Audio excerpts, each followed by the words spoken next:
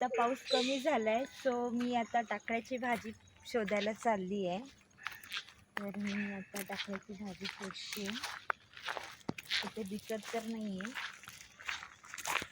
आज टाकळ्याची भाजी शोधते, ती एकाच जागी सापडत नाही, ती वेगवेगळ्या ठिकाणी भेटते.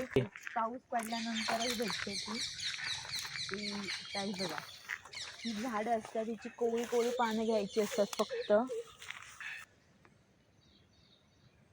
आमच्याकडे टाकळं बोलतात तळ कोकणात, आणि त्याच्या रत्नागिरी वगैरे त्या पट्ट्यामध्ये टाकळ्याची भाजी बोलतात.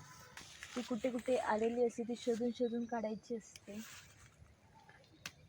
एकाच ठिकाणी भेटत नाही, ती वेगवेगळ्या ठिकाणी असते, ती शोधून शोधून काढायची असते. झाड इथंच असते रानातच, म्हणजे रस्त्याच्या बाजूला वगैरे जिथे झाडं असतात घनदाट तिथे असतात ती.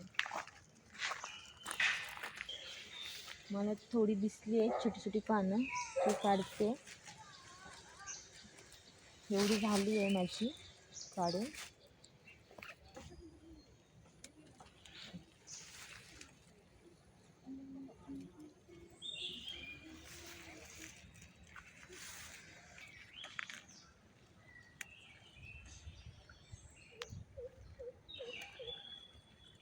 कोवळी पानं काढायची, मग घरी जाऊन चिरायची छानपैकी.